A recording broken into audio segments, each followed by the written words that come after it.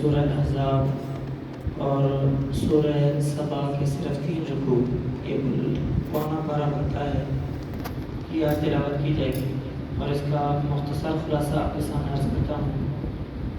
اور منصب مختصر تلاوت کرنے کی وجہ یہ ہے کہ آج میں نے اپنی جنازے میں شریک ہونا ہے 10 بجے، اس لیے آج پونا پارہ پڑھیں گے، باقی انشاءاللہ کل پورا کریں گے۔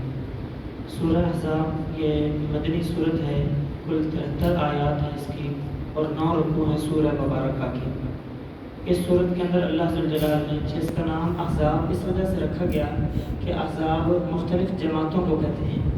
آپ صلی اللہ علیہ وسلم کے مقابلے میں مختلف جماعتیں ہیں، جنگ کی غرض سے آیت نمبر 20 میں اس کا تذکرہ ہے، اور یہ جو جنگ ہوئی اسے جنگ احزاب کہتے ہیں، اور اسی جنگ کا دوسرا نام جنگ خندق بھی ہے۔ اس کا تذکرہ اس صورت میں کیا گیا جس وجہ سے اس کا نام سورہ احزاب رکھ دیا گیا۔ اور میں نے ابتدا میں عرض کیا تھا کہ جو مدنی صورتیں ہوتی ہیں ان میں اکثر احکام اور مسائل بیان کیے جاتے ہیں۔ مکی صورتوں میں عقائد کا بیان ہوتا ہے، مدنی صورتوں میں احکام اور مسائل کا بیان ہوتا ہے۔ یہ مدنی صورت ہے، اس میں آپ صلی اللہ علیہ وسلم کے آداب اور آپ علیہ الصلوۃ والسلام کے گھر میں داخل ہونے کے آداب کا تذکرہ کیا گیا ہے، اور کچھ زمانے جاہلیت کی رسومات کی تردید کی گئی ہے سورہ مبارکہ میں۔ اس زمانے میں یہ بات مشہور تھی کہ جس بندے میں بہت سارے کمالات ہوتے ہیں، اخلاق اس کا بڑا اعلیٰ اور عمدہ ہوتا ہے، بول چال بڑا اچھا ہے، لوگوں کے ساتھ میل جول بڑا اچھا ہوتا ہے، اس بندے کے اندر 2 دل ہوتے ہیں۔ ان لوگوں کا یہ نظریہ بن چکا تھا۔ اس کی تردید اللہ پاک نے سورت کے اندر فرمائی اور کہا کہ ما جعل اللہ لرجل من قلبین فی جوفہ، اللہ پاک نے کسی کے پیٹ میں 2 دل نہیں رکھے، ہر ایک کے پیٹ میں 1 دل ہوتا ہے۔ ہمارے معاشرے میں بھی یہ بات مشہور ہے، جو آدمی بہت زیادہ تحمل مزاج ہو، کہا جاتا ہے کہ فلاں کا دل بہت بڑا ہے، دل جس آمد کے لحاظ سے سمجھتا ہے اتنا ہی ہوتا ہے، بس اس کی غصہ سے ظرفی کی جیسے کہہ دیا جاتا ہے۔ وہ لوگ بھی کہتے تھے کہ جو بڑے کمالات والا ہے اس کے اندر 2 دل ہیں۔ دوسری اس زمانے میں جو بات مشہور تھی، اگر کوئی بندہ اپنی بیوی کو یہ کہہ دے کہ تو میرے لیے اس طرح ہے جس طرح میری ماں ہے، انت یعنی یہ قضا ہے امی، اسے دیہات کہتے ہیں، وہ لوگ اس چیز کو حقیقی ماں کی طرح سمجھ لگ جاتے تھے اور اپنی بیوی کو یوں سمجھتے کہ طلاق ہو گئی ہے۔ اللہ پاک نے فرمایا کسی آدمی کا اپنی بیوی کو ماں کہہ دینے سے وہ ماں نہیں بن جاتی، ہاں اسے دیہات کہتے ہیں فقہی اصطلاح کے اندر، اس کا کفارہ دینا پڑتا ہے 2 مہینے لگاتار روزے، وہ تفصیل سورہ مجادلہ 28 کے بارے میں عرض کروں گا۔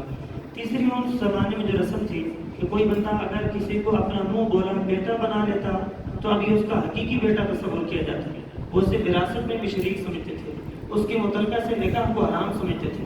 تو اللہ پاک نے اس کا بھی رد فرمایا ہے اور کہا وما جعل ادعیاءکم ابناءکم، جنہیں تم اپنے منہ بولے بیٹے بنا لیتے ہو یہ تمہارے حقیقی بیٹے نہیں بن جاتے، یہ تمہارے اپنے منہ کی باتیں ہیں، ان کے باپ وہی ہیں جو اللہ پاک نے مقرر فرمائے ہیں۔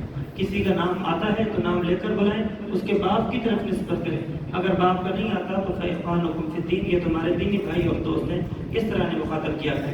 پھر اسی صورت کے اندر اللہ پاک نے آگے چل کے ہمیں حکم دیا ہے کہ تمہارے لیے بہترین نمونہ حیات رسول اللہ صلی اللہ علیہ وسلم کی زندگی ہے، اسی کی اتباع کر کے اسی پہ چل کے تم کامیاب ہو سکتے ہو۔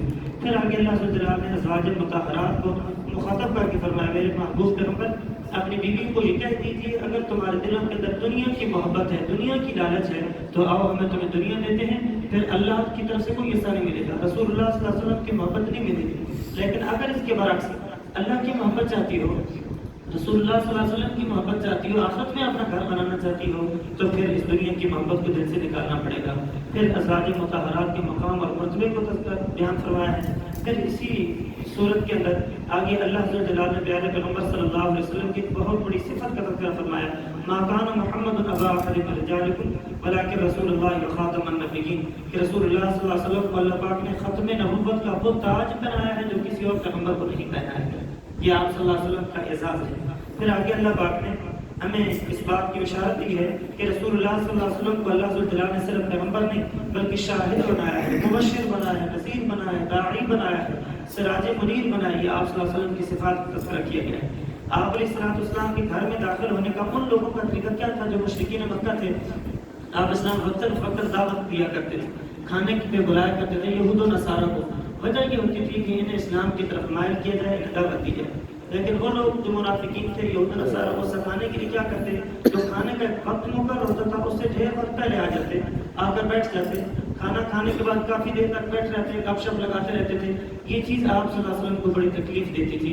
تو اللہ پاک نے حکم نازل فرما دیا بغیر اجازت آنا بھی نہیں، جب بلایا جب تب آنا ہے، اور جس وقت کھانا کھا چکو پھر واپس چلے جانا ہے، پھر وہاں بیٹھ کر گپ شپ نہیں لگانی ہے. اور اسی طرح کچھ صحابہ ایسے تھے، صحابہ نے منافقین کچھ ایسے تھے جنہوں نے اپنے اس ارادے کا اظہار کر رکھا تھا کہ محمد رسول اللہ صلی اللہ علیہ وسلم جس وقت دنیا سے پردہ فرما جائیں گے ہم فلاں فلاں ازواج کے ساتھ نکاح کر لیں گے. کسی نے کہا میں حضرت عائشہ سے نکاح کروں گا، کسی نے کسی بیوی کا نام لیا، کسی نے کسی بیوی کا نام لیا. اللہ پاک کو یہ بات ناگوار گزری اور اللہ پاک نے منع فرما دیا وَلَا تَنكِحُوا أَزْوَاجَكُم مِّن بَعْدِهِ أَبَدًا. آپ صلی اللہ علیہ وسلم کے بعد کسی بیوی کے ساتھ تم نکاح نہیں کر سکتے، اسے اپنے دل کے اندر چھپا بھی نہیں سکتے، اسے ظاہر بھی نہیں کر سکتے. وجہ کیا ہے؟ اسی صورت کی ابتدا میں اللہ نے فرمایا تھا وَأَزْوَاجُهُ أُمَّهَاتُهُمْ. آپ صلی اللہ علیہ وسلم کی بیویاں تمہاری مائیں ہیں اور ماں کے ساتھ نکاح نہیں ہوتا. پھر آگے اللہ پاک نے نبی محترم صلی اللہ علیہ وسلم کے لیے تحفہ صلاۃ والسلام کو بیان فرمایا ہے کہ یہ آپ علیہ الصلوۃ والسلام کی ذات عالی پر درود شریف پڑھنا یہ صرف تمہارے لیے حکم نہیں، اللہ خود بھی پڑھتے ہیں. ان اللہ و ملائکۃہ، اللہ کے فرشتے بھی پڑھتے ہیں اور تم نے بھی ایسا جو ہے وہ کرنا ہے. پھر اگلی آیات کے اندر اللہ پاک نے جو آپ علیہ السلام کے لیے حکم نازل فرمایا کہ اپنی بیویوں کو، اپنی بیٹیوں کو، مسلمانوں کی عورتوں کے ساتھ کو حکم دے دیں کہ یدنین علیہن من جلابیبہن، اور پردہ ہو کر باہر نکلا کریں. اور پردے کا طریقہ کیا بتایا کہ صرف اتنا سا کافی نہیں بلکہ یدنین علیہن من جلابیبہن، کپڑوں کو نیچے لٹکائیں تاکہ چہرہ نظر نہ آئے. اس انداز میں باہر چلیں تاکہ غیر محرم کی نگاہ تمہارے وجود پر نہ پڑے. میں نے سورۃ نور کے خلاصے میں بھی عرض کیا تھا یہ ایسا حکم ہے جو ہمارے معاشرے کی انتہائی اہم ضرورت ہے. اگر اس پر عمل نہ کیا جائے تو معاشرے کے اندر فتنہ اور بہت سارے فساد پیدا ہو جاتے ہیں. سورۃ سبا کا خلاصہ انشاءاللہ کل کی درس میں عرض کروں گا. اللہ عمل کی توفیق نصیب فرمائے.